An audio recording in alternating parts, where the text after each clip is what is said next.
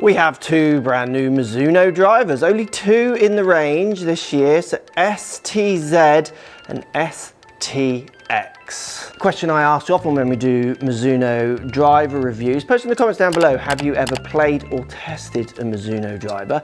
And if you haven't played or tested, can you let me know why? I'm just interested because I'm expecting the numbers on these clubs to be as good as anything. The reason I expect that is they've always been as good as anything, yet they are definitely not on people's test lists. And I would like to understand why. Mizuno are saying that these now are they've been working on like a 3-year program of pushing their drivers and making sure that their tour players are happy and want to game their drivers. So actually asking their tour players to make sure they test them amongst the others, and if they like them, put them in the bag, which is what we're starting to see. Let's see why STz and STx are getting in more tour players' bags, shall we? So we're going to start with the Z to kick us off. This is the lower spinning of the two options. So we've got the weight at the back, where the X, we have it more into the heel, giving it that slight more draw biased option. We will do the full tech as the video gets going. Down by the ball, looks great. It looks big, like it's a big footprint. And if I compare it to both heads, they just look big and nice. I do like the colorway, possibly, and this isn't gonna affect my performance, but I would like more of a gradient rather than carbon, stop, and the black rim. I think it's a little less subtle than where I would want it to be if I was designing it. But like, I'm gonna get over that pretty quick if the numbers are in the right place. Runnenberg logo on the top, which I always like. And the face is darkish, so it does blend a little bit with the head. I do like sometimes, personally, I like a shinier face contrast. I like that for looking and visualizing my lines. But again, I'm not gonna lose any sleep over that. We got changeable neck as well. Mizuno changeable neck is extensive in what it does, both models obviously. I've got one shaft that I'm gonna put in both. I've got the hazardous smoke RDX. Oh, isn't that lovely? Right, what does it feel like? Feels nice. It's I mean, that's a rubbish shot, isn't it? Bit of a fall right, that one. Feel nicer if I got the face delivered, wouldn't it? That was quite a medium to tingy sound, bearing in mind we stare at a carbon look at the top of the crown of this club. Let's try it again. Oh yeah, that does sound solid. Like really solid. It's in a sweet spot of mine, that sound. So it's not too pingy, but it's not too quiet. It's right in the middle, which I like. Runnenberg logo always looks good down by the ball. Obviously staying with the black head. I personally like a Mizuno driver to be blue. But I do feel like the black head is them trying to make sure that they're appealing to more people. The blue is more of a standout statement. They want to sell more drivers. If the data shows that people generally buy more of the black colored drivers than they do the other colored drivers, possibly, I would imagine TaylorMade is an exception because they stand out in their raw and obviously in their marketing budgets. I understand why they would go this color. But I did always really like the Mizuno blue. Again, this one to me, which is a common pattern at the moment, feels like I'm gonna lose it right unless I concentrate. It'll be interesting to see if the draw model offers very different numbers or more of a feeling of actually turning it left. Like, not saying I can't turn this left, I could. It's just I have to go to a more extreme feeling of control of not losing it to the right in my mind, which again isn't a problem. I can play there, but that's a choice I would make if I want to or not. So that was like a good medium high toe here, and I would expect that to turn, but it stayed pretty arrow straight. Okay, let's do one more. I love the feel. I like the big head down by the ball. And not, you know, I'd like the Mizuno blue, but I don't mind it in the dark finish, and it looks good. Sounds great. You won't buy it. Why? But you guys and girls don't. Again, let's turn a little hello spinner, but that it doesn't feel like I'm going to turn it massively. I think I can, but I do feel like my pattern would be a bit more to the right. Let's put the X in. So as I swap the heads over here, simple turn of the key. This is a Callaway key, but they do send Mizuno.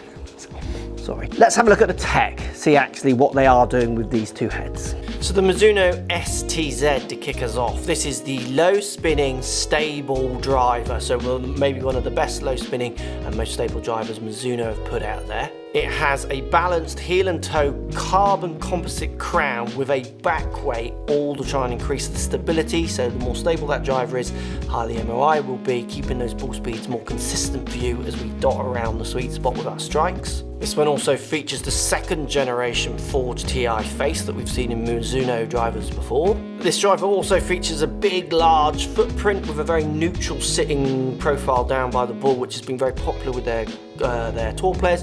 Mizuno have had a 3-year development, they're saying, of their drivers, where they've tried to make sure that they're building drivers that their players, their staff players, want to use. In times gone by, they haven't been using them as much. Made a big effort to try and get them to use them more by designing what they want, and it seems to be coming through. We are seeing more of them on tour. So STx driver is very similar, but really we're getting a draw version of it, a weight a little bit more in the heel. We're getting the carbon crown, we're getting the same second generation face for ball speeds, big profile down by the ball as well, but it's just giving you a little option on maybe trying to take a little bit of curvature off your shots, or even if you're a neutral player, move it one side or the other. Now Mizuno do say that the X offers a slightly more compact profile. To be fair, I didn't really see much difference between the two. What I'm seeing from these two drivers is very, very similar feels, sounds, looks. Be interesting to see what really comes out in those numbers. So X head in, slightly more dual bias, this is here, and the other one. Obviously no movable weights on these models. Plenty of tech in there. What we're going to do at the end of the video, we're going to have a little game down, say the 18th at Pebble Beach, like we often do, and we'll compare whichever one I feel like I can hit the longest and the straightest. So maybe let's try the new Epic, shall we? The 2021 Epic, because that'll be a driver that sells, I'm sure, very well, and bigger numbers and more people to test. And let's just compare it maybe to this at the end, or the other one, to see why there might be a reason that these aren't going in the test bag. I do like the way this one sits. Again, big presenting down by the ball. Obviously all the same graphics, which I like, really subtle. I mean, no difference in the two heads, to be honest. From here, it's this side where you notice it a bit more. Well, that's interesting. I would argue, if anything, that's a slightly higher pitch sound. A fraction, so maybe a bit louder in the X to the Z fractionally. But that does really change as you test in different environments from inside to outside. Obviously where you strike it on the face, those kind of things can all play their role. So if you're hearing something different, that's cool by me. That's just that initial hit. Let's see if I hear it again. Yeah, see, this one does feel like I'll keep it left of the line a bit more, which I like. Out of the two, as I hit them more and more and warming up my view, I'm actually starting to prefer the X more. I do think lots of people like the size of that head. See, I've turned that one more. Bit of a high toe miss, and again, that's just turning. I was expecting the other one to turn that much, but it stayed straighter. So again, it's horses for courses. Is one really better than the other? Cool, I don't think you're gonna find they are. They just feel like they're the same. So what I mean by that is I do feel like this will have a tolerance more to the left and the other to the right, but on the times that hurts me, it'll save me as well, and vice versa with the other one. I don't think it's big enough possibly for it to show itself, unless I really get into a pattern of consistent with shot shape, and then I would work one of them in. All right, let's do one more, and then we'll look at the numbers before we do the game against, say, the Callaway at the end. Now, I've collected numbers already. What I did with the numbers, I've got one shaft in both clubs, and I hit 3 with one, switch shaft out through the other, 3 with one, 3 with the other. That was painful, to be honest, but just trying to keep the data as even as I warm up and cool down and strike, and any kind of patterns that you might see. So it's trying to keep the test as fair as possible. It's interesting as well, isn't it? The game we're going to play is the 18th at Pebble, where left is death. So even though I feel like I can get more or better feelings of this one, the draw bias one, maybe on that hole, again, that's where is one actually better than the other. It might be the wrong club to use, mightn't it? Oh, it's a bullet. It's a bullet. Let's look at these numbers. Oh, we start going over 300 yards all the time. It's embarrassing. So if we look at the numbers of the two Mizuno drivers, it's amazing. I mean, they are performing so similar. So 280, 282 carry. The Z, the lower spinning, is spinning 100 revs more. It's launching a little higher than the X on this test, but I would test that out. I don't think that would be any different with a number of shots if you take strike away. So you can see the X just averaging slightly lower strikes than the Z, which is where that lower launch is coming from. Head speed's identical. Ball speed's almost exactly the same, and I'm not really seeing, well, I mean, if you look at the two, you could argue that the X with the draw bias is straighter on average to, well, as equally as left, but hasn't got the leaks to the right to STZ. So that's something I would retest to see if it comes out time and time again, but very similar. Not seeing such a massive spin change, and this is something we're seeing with many of the manufacturers now, where the lower spinning model isn't as aggressively lower spinning as they used to be compared to the stock model, and I quite like that, kind of bringing that together a bit more. But again, really good numbers. Carry's exactly where I'd want it to be. It's just a constant bewilderment of why people aren't trying these drivers more. Let's see if the strokes gained throws up anything different. Hi guys, Coach Lockie here, talking you through the strokes gained numbers, and as you can see, the Mizuno STx up on the top is gaining 1.03 over a Tour Pro in total per shot. That's 0.15, and the Mizuno STz gaining also at 0.56 total, which is 0.09 per shot. Both drivers gaining against the Tour Pro, which is impressive, and also pops that question up again, which Mark's asked a few times in this video: why aren't you guys buying more of these drivers? The X gaining slightly more over the Z. That's due to that slight bit of extra carry and total distance, but also that dispersion being a little bit tighter. If it was me going into the driver challenge, I'd be taking the X if I was Mark. Let's go and see what he's decided.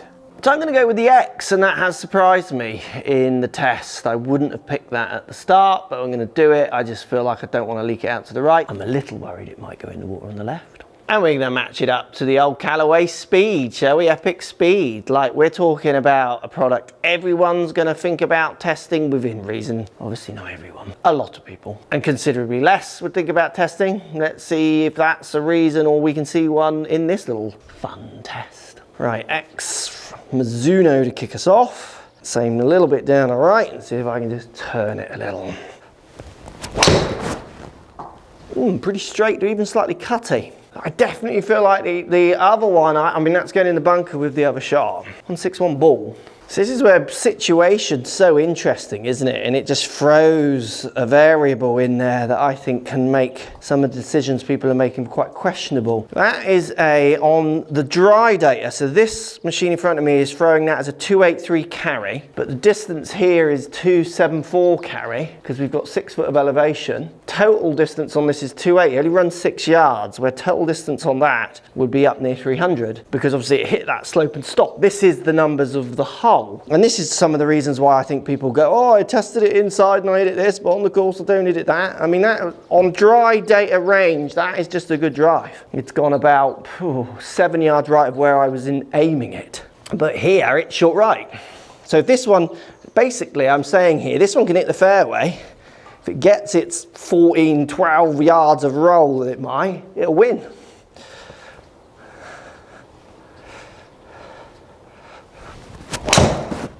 So that's an average hit. Just get left of the bunker. You can see it's carrying way shorter. And wow, you would argue Mizuno there's one up, wouldn't you? Ball speeds within 1 mile an hour of each other. That was just a way worse hit with the Callaway. So you can see it at 274 to 260. The ball speeds were very close. The launch was different because the strikes weren't in the same place. You can see the Callaway got way lower, which is why we saw a 600 rev spin jump, which is why we saw the difference in yardage, so on and so forth. So round one to Mizuno there, because it was a better strike. Let's see if we can get a ball speed near a 163. Oh, stop fading it, because I've hit that solid. Get over! Bunker ball. Certainly not turning anything left at the minute, 160 ball. It's a 113 mile an hour club, which I'm quite happy with, just not quite delivering the face today. Callaway again, I can get this on the fairway. I'm going to go a bit more straight, take that water on. This will win easily from that shot. Yeah, that's a winner by a mile. 114 club, it's my oh, it's just an arrow. That is literally an arrow onto the line, just over 162 ball. 285 carry, so very similar to the first shot with the Mizuno, so absolute no-brainer on that one. 1-all. So if you look at the biggest differences from these two at the moment, the biggest difference on either of those shots is how I delivered that. Now how much you want to interpret that into this or into this is up to you. Your aliens land tomorrow and look at your numbers and take all your emotions away. They're going to wonder what you're comparing, to be fair, because they're just both good. All right, try and play the patterns. Again, Callaway with the honour then. This is the deciding blow. Who's going to win in that comment section down below? Again, I'm going to go for the arrow straight. Don't seem to be turning it much today. Oh, block that.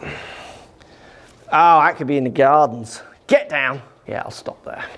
Bunker ball, 115 club, 162 ball on a complete missed delivery. I do feel like I can swing this quite fast, this one. So I'm going to hit this hard, but if I wanted to win this game, I could totally just pat that down there and run it up the fairway. But I'm going to give it a good old wallop. I'm going to aim straighter because I certainly haven't drawn the draw. See, again, I've just let it slip. And I think that, well, it is, it's further up the bunker, isn't it?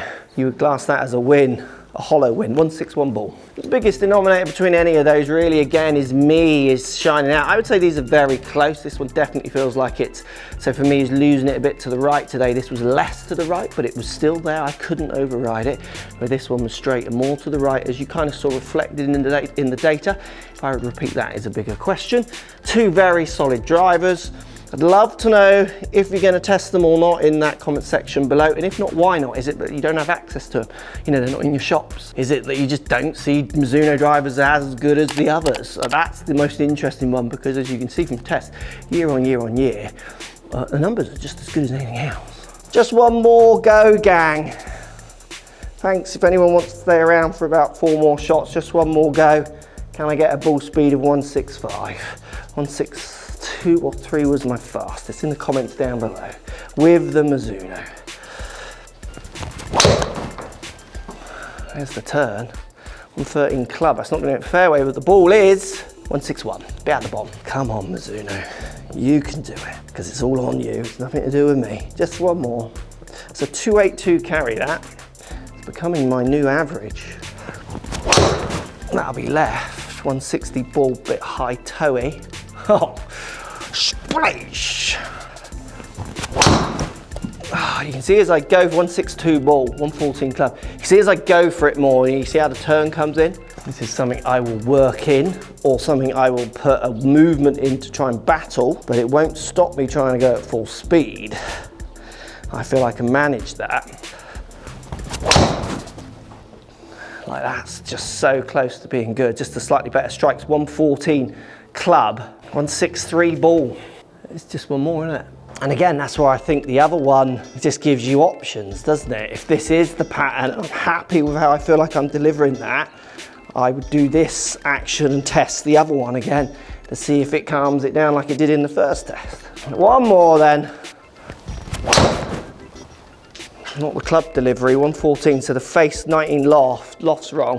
But look at that, that's nearly getting over that bunker now. 162 ball, 291 carry. It's just quite good, isn't it?